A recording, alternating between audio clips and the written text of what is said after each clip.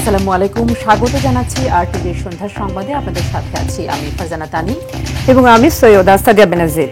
ভারত শেখ হাসিনাকে ফেরত না দিলে প্রত্যর্পণ চুক্তি লঙ্ঘিত হবে বলে মন্তব্য করেছেন আইন উপদেষ্টা ডক্টর আসিফ নজরুল। সচিবালয় ব্রিফিংয়ে তিনি আরও জানান, সাইবার সিকিউরিটি আইনে করা মামলা 7 দিনের মধ্যে প্রত্যাহার করা হবে। আশিকুল আলমের রিপোর্টে থাকছে বিস্তারিত।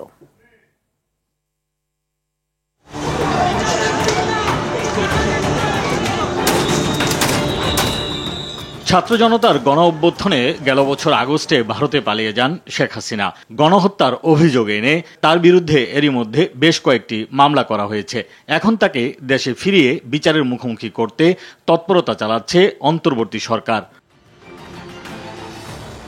সচিবালয়ে সুপ্রিম কোর্টের বিচারক নিয়োগ আইন সহ সমসাময়িক বিষয়ে সংবাদ সম্মেলনে আইন, বিচার ও সংসদ বিষয়ক উপদেষ্টা ডক্টর আসিফ নজরুল জানান, শেখ হাসিনাকে ভারত ফেরত না দিলে আন্তর্জাতিক মহলের দৃষ্টি আকর্ষণে পদক্ষেপ নেবে পররাষ্ট্র মন্ত্রণালয়। ভারত যদি শেখ হাসিনাকে প্রত্যার্পণ না করে তাহলে এটা বাংলাদেশের সাথে ভারতের যে প্রত্যার্পণ চুক্তি সেটা সুস্পষ্ট লঙ্ঘন হবে। সেটা আমরা সেই ব্যাপারে আমরা বিশ্ব সমাজে কি পদক্ষেপ নেব সেটা আমাদের পররাষ্ট্র মন্ত্রণালয়ের মাধ্যমে ঠিক করা হবে। রেড অ্যালার্ট জারি করা হয়েছে ইন্টারপোলের মাধ্যমে। আইন উপদেষ্টা বলেন, ফ্যাসিস্ট সরকারের সময়ে রাজনৈতিক বিবেচনায় বিচারক নিয়োগ দেওয়া হয়েছে। সুপ্রিম কোর্টে বিচারক নিয়োগে এখন অধ্যাদেশ করা হচ্ছে।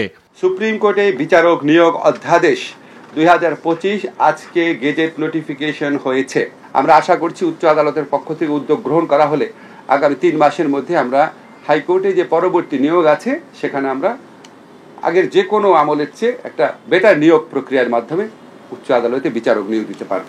তিনি জানান, সাইবার সিকিউরিটি আইনে করা মামলার পাশাপাশি ফেব্রুয়ারিতে 2500 গায়েবী মামলা প্রত্যাহার করা হবে। সাইবার আইনের অধীনে যে স্পিচ অফেন্স আছে সেই মামলাগুলো প্রত্যাহারের উদ্যোগ অলরেডি গ্রহণ করেছি। ইতিমধ্যে 113টি মামলা প্রত্যাহার করা হয়েছে। আমরা আশা করছি আগামী 2 সপ্তাহের মধ্যে স্পিচ অফেন্স সংক্রান্ত যতগুলা মামলা আছে সব প্রত্যাহার করা হবে। 2500-এরও বেশি মামলাকে রাজনৈতিক হয়রানিমূলক মামলা হিসাবে বা গায়েবী মামলা হিসাবে চিহ্নিত করতে পেরেছি। আগামী 7 দিনের মধ্যে মামলাগুলো প্রত্যাহার করার উদ্যোগ নেওয়া হবে। দেওয়ানি এবং ফৌজদারি মামলার সংশোধন করা হবে জানিয়ে আইন উপদেষ্টা বলেন, সংবিধানের সঙ্গে সাংঘর্ষিক হয় এমন কোনো আইন সংশোধন করবে না আইন মন্ত্রণালয়। সংবিধানের সাথে সংঘর্ষমূলক কোনো সংস্কার আমরা করছি না। আশিকুল আলম, RTV, ঢাকা। গুম, খুন, মানবতা বিরোধী অপরাধে দণ্ডিতরা নির্বাচনে অংশ নিতে পারবে না বলে জানান নির্বাচন ব্যবস্থা সংস্কার কমিশনের প্রধান বদিউল আলম মজুমদার। আগারগাঁও নির্বাচন ভবনে RFED টক অনুষ্ঠানে তিনি বলেন, একটি আসনে কোনো প্রার্থী 40 ভাগের নিচে ভোট পেলে সেখানে পুনরায় নির্বাচন হবে। আতিকা রহমানের রিপোর্ট। কোন নির্দিষ্ট দলকে নির্বাচন থেকে দূরে রাখার সুপারিশ করেনি সংস্কার কমিশন। আগারগাঁও নির্বাচন ভবনে reporters forum for election and democracy RFED টক অনুষ্ঠানে অংশ নিয়ে একথা জানান নির্বাচন ব্যবস্থা সংস্কার কমিশনের প্রধান বদিউল আলম মজুমদার। কমিশন প্রধান বলেন, যারা জুলাই গণহত্যার সাথে জড়িত তারা নির্বাচনে অংশ নিতে পারবে কিনা সে সিদ্ধান্ত নেবে রাজনৈতিক দল ও ভোটাররা। গুরুতর মানবাধিকার লঙ্ঘন করেছে, খুন করেছে, গুম করেছে, তারপরে বিভিন্নভাবে বিচার বহির্ভূত হত্যার সাথে বিভিন্নভাবে এইসব অপকর্মের সাথে যুক্ত ছিল, তাদেরকে নীতি নির্ধারণের ব্যাপারে আবার দায়িত্বে আসা এটা কোনোভাবেই কাঙ্ক্ষিত নয়। যারা এইসব অপরাধী তারা যেন রাজনৈতিক দলের সদস্য না হতে পারে। সাংবিধানিক দায়িত্ব পালনে ব্যর্থতার দায়ে নিরপেক্ষ কমিশন করে বিগত নির্বাচন কমিশনকে বিচারের আওতায় আনার কথা জানান বদিউল আলম। যে গত 3টা নির্বাচন কমিশন তাদের সাংবিধানিক দায়িত্ব পালনে তারা ব্যর্থ হয়েছে। তারা সুষ্ঠু নিরপেক্ষ নির্বাচন করার ব্যাপারে ব্যর্থ হয়েছে এবং সুষ্ঠু নিরপেক্ষ নির্বাচন এবং গণতন্ত্র এটা আমাদের সংবিধানের মৌলিক কাঠামোর অংশ। কমিশন গঠন করে কমিশন তারা তদন্ত করে বের করবে তারা কোনো অপরাধ করে থাকলে তাদেরকে যেন বিচারের আওতায় আনা। নির্বাচনে উল্লেখযোগ্য কারচুপি প্রমাণ ও ভোটের হার 40 ভাগের কম হলে সে আসনে পুনরায় ভোটের পক্ষে এই সংস্কার কমিশন। 40% নিচে ভোট পড়লে পুনর্নির্বাচনের কথা বলেছি। তারপরে আমরা সার্টিফাই করার কথা আগে আমি বলেছি। নির্বাচন একবার বাতিল হইলে আদালতের মাধ্যমে তারা যেন আর নির্বাচনে অংশগ্রহণ করতে না পারে এটা একটা কঠোর আমরা সুপারিশ করেছি। বদিউল আলম মজুমদার জানান, নির্বাচন বিশেষজ্ঞ ও রাজনৈতিক দলগুলো তত্ত্বাবধায়ক সরকারের অধীনে স্থানীয় সরকার ও সংসদ নির্বাচন করার পক্ষে মত দিয়েছেন। বন্ধুত্বপূর্ণ সম্পর্কে গড়ে উঠেছে। আতিকা রহমান, RTV, ঢাকা। ন্যূনতম সংস্কার করে নির্বাচন দেওয়ার দাবি জানিয়েছেন বিএনপি মহাসচিব মির্জা ফখরুল ইসলাম আলমগীর।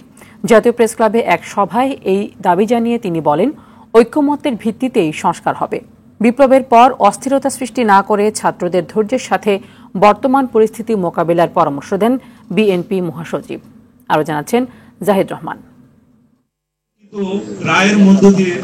দেশের বর্তমান অস্থিরতা ও সংকট থেকে উত্তরণের জন্য আবারও নির্বাচনের প্রয়োজনীয়তার কথা তুলে ধরেন বিএনপি মহাসচিব। জাতীয় প্রেস ক্লাবে শহীদ প্রেসিডেন্ট জিয়াউর রহমানের 89তম জন্মবার্ষিকী উপলক্ষে জিয়া স্মৃতি পাঠাগার আয়োজিত অনুষ্ঠানে এসব কথা বলেন মির্জা ফখরুল। সম্ভাবনা তৈরি হয়েছে একটা যে আমরা একটা ভালো কিছু করব। এই সংস্কারের প্রস্তাবগুলো আসতে শুরু করেছে। আমার বিশ্বাস যে আমাদের প্রধান উপদেষ্টা তিনি খুব শীঘ্রই এই বিষয়গুলো ডাকবেন, একটা সমাধানের দিকে আসবেন, আলোচনা হবে, ঐক্যমতের ভিত্তিতে আমরা একটা জায়গায় গিয়ে পৌঁছাবো। এই জন্য আমরা এখনই করে ফেলতে হবে তা তো বলছি না, ন্যূনতম যে সংস্কারটা প্রয়োজন সেটা করে নিয়ে নির্বাচিত করলে সমস্যাটা অনেকটা সমাধান হবে। প্রশাসনে আবারও দুর্নীতি বেড়েছে উল্লেখ করে তিনি বলেন, দুর্নীতি, চুরি, ব্যক্তিগত স্বার্থ ছাড়া আমলাদের যেন আর কোনো চিন্তা নেই। একটা জঞ্জালের মধ্যে এসছে, একেবারে ধ্বংসপ্রাপ্ত জঞ্জাল। চিন্তা, আমার ধারণা ছিল যে এটা এত খারাপ হয়ে গেছে। তো এই অবস্থার পরিবর্তন তো আপনার এত দ্রুত হবে না, একদিনে হবে না। ধৈর্য ধরেন, স্ট্রাকচার আমরা খাড়া করি, গণতান্ত্রিক একটা স্ট্রাকচার খাড়া হোক। সেই স্ট্রাকচার খাড়া হলে নিশ্চয়ই আমরা আপনার সামনের দিকে এগিয়ে যেতে পারবো। অন্তর্বর্তী সরকার ভুল ত্রুটির ঊর্ধ্বে নয়, নানা দাবিতে তৈরি, বিশৃঙ্খলা ধৈর্য ধরে মোকাবেলার আহ্বান জানান বিএনপি মহাসচিব। হঠকারিতা করা যাবে না। অতি বিপ্লবী কোনো চিন্তা ভাবনা নিয়ে সমাজে আরো অস্থিরতা বা একটা চরম একটা পরিস্থিতি সৃষ্টি করাটা বোধহয় সঠিক হবে না। নৈরাজ্য সৃষ্টি করাটা বোধহয় ঠিক হবে না। এই কথাগুলো আমাদের মাথায় রাখতে হবে। অনির্বাচিত সরকারের চেয়ে যে কোনো নির্বাচিত সরকার ভালো বলেও মন্তব্য করেন মির্জা ফখরুল। ভাষাটা তো বুঝতে হবে, সেটা আপনার একটা নির্বাচিত সরকারই সবচেয়ে ভালো বুঝবে বলে আমরা বিশ্বাস করি। জাহিদ রহমান, RTV, ঢাকা। চরমোনাইয়ের সঙ্গে জামায়াতের সম্পর্কের বরফ গলালেন ডাক্তার শফিকুর রহমান। বরিশালে গিয়ে দেখা করলেন চরমোনাই পীরের সঙ্গে। এ সময় ইসলামের স্বার্থে বিভেদ ভোলার আশা তাদের। জুলাই বিপ্লবের ফলে পাওয়া পরিবেশকে কাজে লাগাতে ইসলামী দলগুলোর প্রতি আহ্বান দুদলের আমিরের। আলী জসিমের সহায়তায় অরণ্য গুফরের রিপোর্ট। সমাবেশে যোগ দিতে বরিশাল যান জামায়াতে ইসলামীর আমির ডাক্তার শফিকুর রহমান। তবে তার আগেই বড় আলোচনার জন্ম দিলেন চরমোনাইতে গিয়ে। নানা সময় দুপক্ষের বক্তব্যের তিক্ততা দেখা গেলেও ইসলামী আন্দোলনের আমিরের সঙ্গে আলিঙ্গনে জড়ালেন হাস্যবদনে। জুলাই বিপ্লবের শহীদ ও দেশের কল্যাণ কামনায় দোয়া করেন তারা। 53 বছর জনগণের আশা অনুযায়ী দেশ চলেনি বলে উল্লেখ করেন চরমোনাই পীর। দুর্নীতি ও দুঃশাসনের কারণে বাংলাদেশের মানুষ সঠিক মর্যাদা পায়নি মন্তব্য করে নির্বাচনের আগে সংস্কার চান বলে আবারও জানান জামায়াতের আমির। নির্বাচনের জন্য যে সংস্কার প্রয়োজন সেইটা করে তারপরে নির্বাচন, একই কথা, আমাদের ভিন্ন কোনো কথা নাই। এ সাক্ষাৎ ইসলামী দলগুলোর ঐক্যের পথ তৈরি করতে পারে বলে মনে করেন দুদলের সমর্থকরা। অরণ্য গফুর, RTV। বৈষম্য বিরোধী ছাত্র আন্দোলনের জুলাই ঘোষণাপত্রে সমর্থন জানাচ্ছে ইসলামী দলগুলো। তবে ফ্যাসিবাদ বিরোধী আন্দোলনে আলেম ওলামাদের অবদান ঘোষণাপত্রে দেখতে চায় তারা। একই সঙ্গে নতুন বাংলাদেশ গঠনে অভিজ্ঞতার ঘাটতি পূরণে প্রবীণদের পরামর্শ নিতে ছাত্রদের প্রতি পরামর্শ ইসলামী দলগুলোর। অরণ্য গফুরের রিপোর্ট। ফ্যাসিবাদের জাঁতাকলে পিষ্ট হওয়া অন্যতম গোষ্ঠী ইসলামী দলগুলো। শাপলা চত্বর থেকে যুদ্ধাপরাধ, নানা অভিযোগে গুম, হত্যা ও নির্যাতনের শিকার হয়েছে ইসলামী দলগুলোর নেতাকর্মীরা। সে কারণেই শেখ হাসিনাকে তাড়ানো জুলাই বিপ্লবে রাজপথে প্রথম সারিতে ছিল তারা। আগস্টেই বিপ্লবের ঘোষণাপত্র দেওয়া উচিত ছিল বলে মনে করে জামায়াতে ইসলামী, ইসলামী আন্দোলন ও খেলাফত মজলিস। বিপ্লবীদের যারা আন্দোলন করছে, সংগ্রাম করছে, তাদের তো কিছু দাবি দেওয়া থাকাই উচিত, থাকতেও পারে, এটা যৌক্তিক, তাত্ত্বিক। সে তো আমি মনে করি ঘোষণাপত্র যদি দেশ এবং মানবতার কল্যাণে হয়, ইসলামের কল্যাণে হয়, তাহলে অবশ্যই সেটা বাস্তবায়ন করা উচিত। এবং ঘোষণাপত্র প্রয়োজন শুধু একটা ডকুমেন্টে না, এই ডকুমেন্টটা সংবিধানের শিডিউলে থাকা দরকার, যাতে ওইটা স্থায়ী রূপ লাভ করতে পারে। আমরা সমর্থন করি, নীতিগতভাবে সমর্থন করি। আমরা মনে করি ছাত্রদের এই আবেগের গুরুত্ব আছে। তবে একটি বিষয় অবশ্যই আমাদের মেনে নিতে হবে যে এখন 5 মাস পরে যেহেতু ঘটনা, সুতরাং সম্মিলিতভাবে আলাপ আলোচনার মাধ্যমে ঐক্যমতের ভিত্তিতেই এই সিদ্ধান্তটি আসতে হবে। 1972 সালে সংবিধান প্রণয়নে বাংলার জাতিসত্তা গঠন প্রতিফলিত হয়নি বলে মনে করে তারা। 1947 থেকে নয়, বাংলার হাজার বছরের ইতিহাসের নির্যাস ঘোষণাপত্রে থাকা উচিত বলেও মত তাদের। মাদ্রাসার ছাত্রদের অংশগ্রহণের কথাও তো আসতে হবে, যেহেতু তারা অংশগ্রহণ করেছেন, ওলামায়ে কেরাম অংশগ্রহণ করেছেন, সেই কথা আসতে হবে। 15 বছরে রাজনৈতিক দল ছাড়াও এখানে ধরেন শাপলা চত্বর হত্যা ও গণহত্যা হয়েছে, বিয়ের হত্যা হয়েছে, কোটা বিরোধী এবং প্লাস যানবাহন বিষয়ক এগুলা উল্লেখ থাকা প্রয়োজন। একজন বলবেন 1947 সাল থেকে, আরেকজন বলবেন 1971 সাল থেকে, আরেকজন বলবেন 1757 সাল থেকে। আমরা মনে করি আলোচনার টেবিলে বসলেই এগুলি ঠিক হয়ে যাবে। ইসলামী দলগুলোর চাওয়া দেশের বেশিরভাগ মানুষের বিশ্বাসের প্রতিফলনে একটি কল্যাণ রাষ্ট্রের ভিত্তি হোক জুলাই ঘোষণাপত্র। আমরা কিছু কথা বলেছি, আরো কিছু কথা হয়তো আছে আমাদের। যে ভুলগুলি হচ্ছে সেগুলি দূর করে দিতে হবে। উভয় সমন্বয়ে যখন কাজটা হবে তখন দেশ এগুবে। অরণ্য গফুর, RTV, ঢাকা।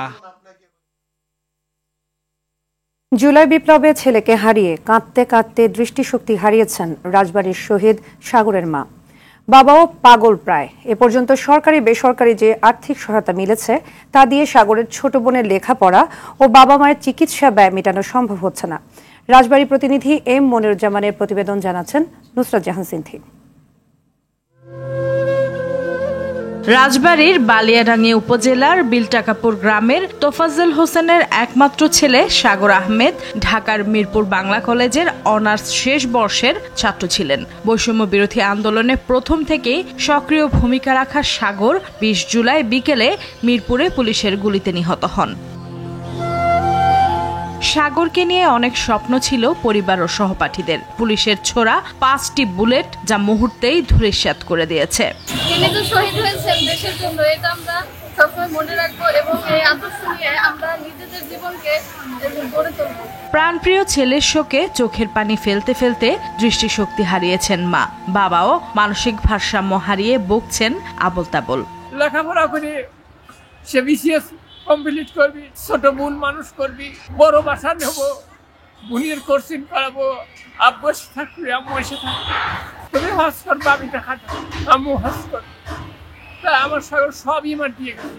এই অবস্থায় একমাত্র মেয়ের পড়াশোনা ও নিজেদের চিকিৎসা খরচ চালাতে হিমশিম খেতে হচ্ছে পরিবারটিকে। সাগরের জন্য কান্নাকাটি করতে করতে সাগরের মায়ের চোখ অন্ধ হয়ে গিয়েছে। আমার আকুল আবেদন, বাংলাদেশ সরকার যেন সাগরের মায়ের সুচিকিৎসার ব্যবস্থা করেন। আমি এই শহীদদের বাসায় গিয়েছি এবং প্রত্যেকেরই আর্থিক অবস্থা এবং অন্যান্য অবস্থা অত্যন্ত দুর্বল।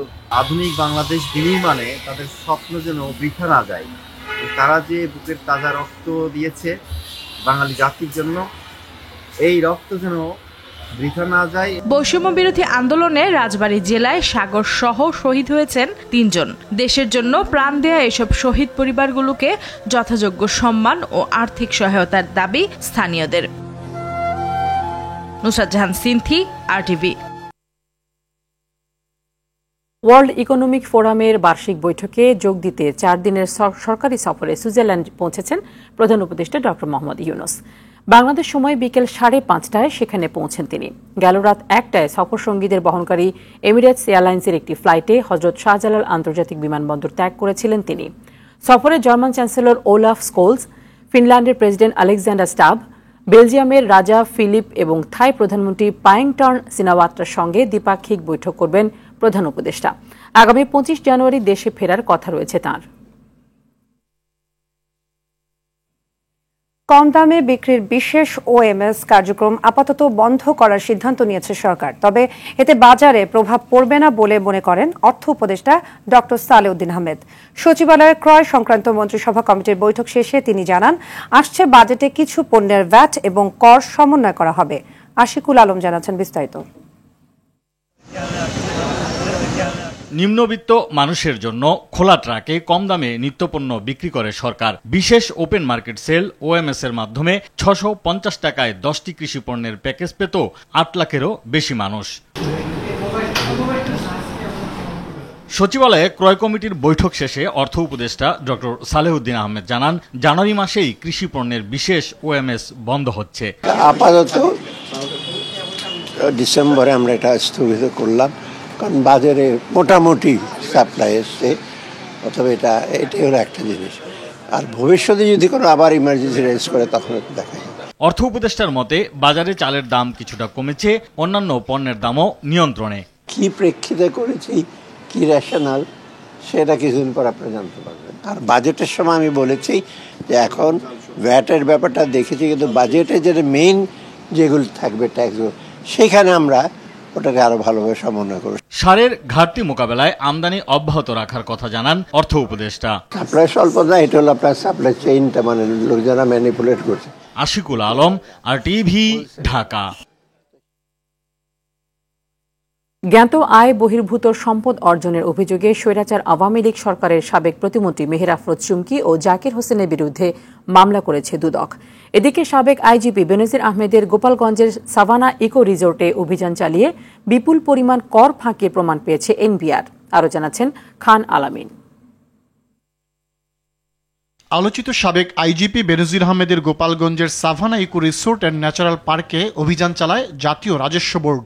অভিযানে বিনিয়োগের নথি, আয় ব্যয়ের হিসাব, কম্পিউটারের হার্ড ডিস্ক সহ যাবতীয় তথ্যপত্র যাচাই করা হয়। যাচাই বাছাই শেষে বিপুল পরিমাণ কর ফাঁকির প্রমাণ পায় এনবিআর। তার বৈধ আয় দিয়ে ইনভেস্টমেন্টটা সম্পন্ন করতে পেরেছে কিনা, যদি বৈধ সোর্স না থাকে তাহলে বাকিটা যেটা আমরা তথ্য পাবো তার ভিত্তিতে আমরা পরবর্তী আমাদের কার্যক্রম গ্রহণ করব। এদিকে মহিলা ও শিশু বিষয়ক মন্ত্রণালয়ের সাবেক প্রতিমন্ত্রী মেহের আফরোজ চুমকির বিরুদ্ধে ক্ষমতার অপব্যবহার করে সোয়া 5 কোটি টাকার বেশি জ্ঞাত আয় বহির্ভূত সম্পদ অর্জনের অভিযোগে মামলা করে দুদক। 9টি ব্যাংক হিসাবে সোয়া 22 কোটি টাকার বেশি অস্বাভাবিক লেনদেনের তথ্য পায় সংস্থাটি। প্রাপ্ত অর্থ ও সম্পত্তির অবৈধ উৎস গোপন আড়াল করার উদ্দেশ্যে হস্তান্তর, স্থানান্তর, রূপান্তর করার অপরাধে তার বিরুদ্ধে দুর্নীতি দমন কমিশন আইন 2004, দুর্নীতি প্রতিরোধ আইন 1947 এবং মানি লন্ডারিং প্রতিরোধ আইন 2012 এর সংশ্লিষ্ট ধারায় আরও একটি মামলা রুজু করা হয়েছে। প্রাথমিক ও গণশিক্ষা মন্ত্রণালয়ের সাবেক প্রতিমন্ত্রী জাকির হোসেনের বিরুদ্ধে 13.25 কোটি টাকার বেশি জ্ঞাত আয় বহির্ভূত সম্পদ অর্জনের অভিযোগে আলাদা মামলা করে দুদক। 9টি ব্যাংক হিসাবে প্রায় 30.5 কোটি টাকার লেনদেনের তথ্য পাওয়া যায়। সন্দেহজনক লেনদেন করে প্রাপ্ত অর্থ বা সম্পত্তির অবৈধ উৎস গোপন ও আড়াল করার উদ্দেশ্যে হস্তান্তর, স্থানান্তর এবং রূপান্তরের অপরাধে সংশ্লিষ্ট ধারায় আরও একটি মামলা রুজু করা হয়েছে। কুষ্টিয়ার সাবেক সংসদ সদস্য আকম সরোয়ার জাহানের বিরুদ্ধে প্রায় 4 কোটি টাকার জ্ঞাত আয় বহির্ভূত সম্পদ অর্জন ও তার স্ত্রী মাহমুদা সিদ্দিকীর বিরুদ্ধে প্রায় 1.25 কোটি টাকার জ্ঞাত আয় বহির্ভূত সম্পদ অর্জনের অভিযোগে মামলা হয়। খান আলামিন, RTV, ঢাকা। 24 ঘন্টার মধ্যে দৈনিক ভোরের কাগজ কার্যালয় খুলে দেয়া, প্রকাশনা চালু ও বকেয়া পরিশোধের দাবি মানা না হলে মালিক পক্ষের অফিস ঘেরাওয়ের কর্মসূচি দিয়েছে প্রতিষ্ঠানটির সংবাদকর্মীরা। দাবি মানলে কর্মসূচি প্রত্যাহার করে কাজে যোগ দেবেন তারা। দুপুরে জাতীয় প্রেস ক্লাবে সংবাদ সম্মেলনে এ কর্মসূচি ঘোষণা করা হয়। দাবি না মানলে আগামী বৃহস্পতিবার দুপুরে সাংবাদিক সংগঠনের নেতাদের নিয়ে মালিক পক্ষের কার্যালয় ঘেরাও করা হবে। পত্রিকাটির মালিক সাবেক বন ও পরিবেশ মন্ত্রী সাবের হোসেন চৌধুরী। রাজধানীর মৌচাকে ভোরের কাগজের প্রধান কার্যালয়ে এক নোটিশ টানিয়ে গত সোমবার 33 বছরের পুরনো সংবাদপত্রটি বন্ধ ঘোষণা করা হয়। ঢাকা রিপোর্টার্স ইউনিটির সদস্য ও তাদের পরিবারের সদস্যদের জন্য ফ্রি ডেন্টাল ক্যাম্পের আয়োজন করা হয়েছে। সকাল 10টায় ক্যাম্প শুরু হয়ে বিকেল 3টা পর্যন্ত চলে। দুপুরে DRU নসরুল হামিদ মিলনায়তনে ডেন্টাল ক্যাম্পের উদ্বোধন করেন সংগঠনের সাবেক সভাপতি ইলিয়াস হোসেন। এ সময় উপস্থিত ছিলেন স্বাস্থ্য শিক্ষা অধিদপ্তরের সাবেক লাইন ডিরেক্টর অধ্যাপক ডাক্তার মোশাররফ হোসেন খন্দকার, DRUর সাবেক সভাপতি শুকুর আলী শুভ, সাধারণ সম্পাদক মাইনুল হাসান সোহেল সহ কার্যনির্বাহী কমিটির সদস্যরা।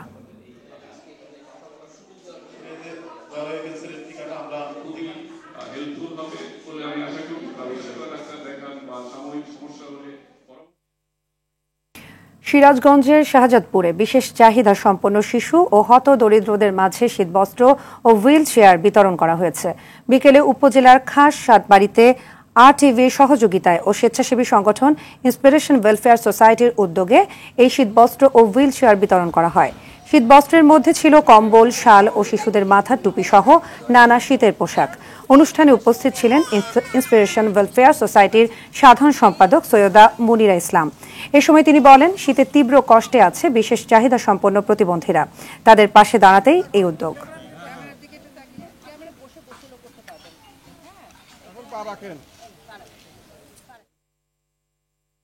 যারা কর্মী হিসেবে সৌদি আরব যাবেন তাদের মেনিনজাইটিস রোগের টিকার দরকার হবে না। টিকা দিতে হবে হজ, ওমরা ও ভিজিট ভিসায় যারা যাবেন তাদের। এজেন্সি ও দালালরা সৌদি গমনিচ্ছুকদের ভুল তথ্য দিয়ে হয়রানি করেছে, এমন আশ্বাস পেয়ে সড়ক ছেড়ে ফিরে গেছেন সৌদি আরব সহ মধ্যপ্রাচ্যগামী প্রবাসীরা। এর আগে সকাল 10টায় প্রথমে রাজধানীর পান্থপথ এলাকা ও পরে ইস্কাটন রোডে প্রবাসী কল্যাণ ও বৈদেশিক কর্মসংস্থান মন্ত্রণালয়ের সামনে সড়ক অবরোধ করেন তারা। এদিকে একই ধরনের তথ্য জানিয়েছে সিভিল এভিয়েশন কর্তৃপক্ষ। সংস্থাটির পক্ষ থেকে জানানো হয়েছে, সৌদি প্রবাসী কর্মী নয়, বরং ওমরা ও ভ্রমণ ভিসায় যারা যাবেন শুধু তাদেরকে 10 দিন আগে এই টিকা নিতে হবে।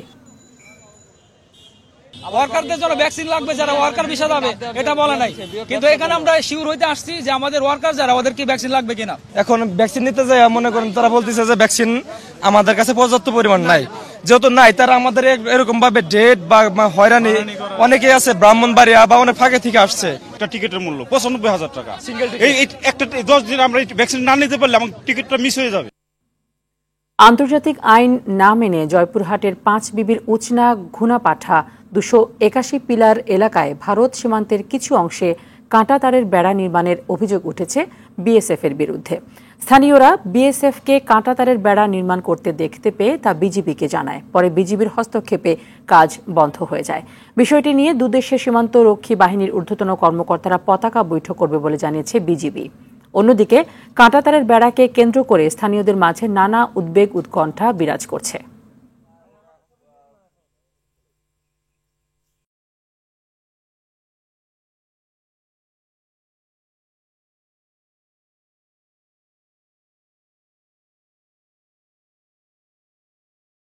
এবার খেলার খবর। ক্রিকেট।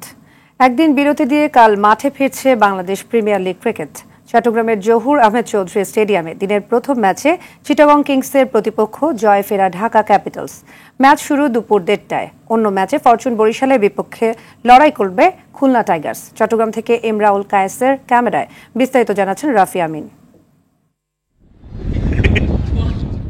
একদিন বিরতি দিয়ে বুধবার ফের মাঠে ফিরছে বিপিএল। সাগরিকায় দিনের প্রথম ম্যাচে জয় ফেরা ঢাকা ক্যাপিটালসের বিপক্ষে নামবে চিটাগং কিংস।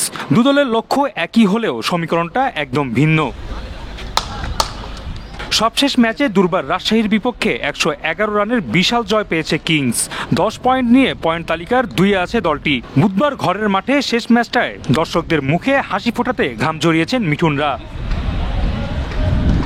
এদিকে আসরে টিকে থাকার লড়াই খুলনা টাইগার্সের। দলটির ব্যাটার আফিফ হোসেন ফিরেছেন ছন্দে, তাই বরিশালের বিপক্ষে বাড়তি আত্মবিশ্বাস দলটির। লাস্ট টুরে সালাউদ্দিন স্যারের সাথে অনেক কিছু কাজ করা হয়েছিল, তো ওগুলো নিয়ে কিছু কাজ করছি। ওগুলি হোপফুলি ঠিক হয়ে গেলে আরো বেটার পারফর্ম করা পসিবল। সাগরিকায় নিজেদের প্রস্তুত করেছেন মাহমুদুল্লাহ মুশফিকরা। 7 ম্যাচে 10 পয়েন্ট ডিফেন্ডিং চ্যাম্পিয়নদের। খুলনার বিপক্ষেও জয় নজর থাকবে দলটির। ঘরের মাঠে শেষ ম্যাচটা জয় দিয়েই শেষ করতে চাইবে চিটাগং কিংস। অপরদিকে ঢাকা ক্যাপিটালসের লক্ষ্য থাকবে জয় দিয়ে আসরে টিকে থাকা। দিনের শেষ ম্যাচে আফিফ যেমন বলেছিলেন ব্যাট হাতে তিনি প্রত্যাশা পূরণ করবেন, তবে কষ্টসাধ্য হবে কারণ প্রতিপক্ষ ডিফেন্ডিং চ্যাম্পিয়ন ফরচুন বরিশাল, যারা এখনও পর্যন্ত চট্টগ্রামে অপরাজিত। চট্টগ্রামের জহুর আহমেদ চৌধুরী স্টেডিয়াম থেকে রাফি আমিন, RTV। সন্ধ্যার সংবাদ এ পর্যন্তই। রাতের সংবাদ 11:15 দেখার আমন্ত্রণ রইল। ধন্যবাদ সবাইকে। ধন্যবাদ।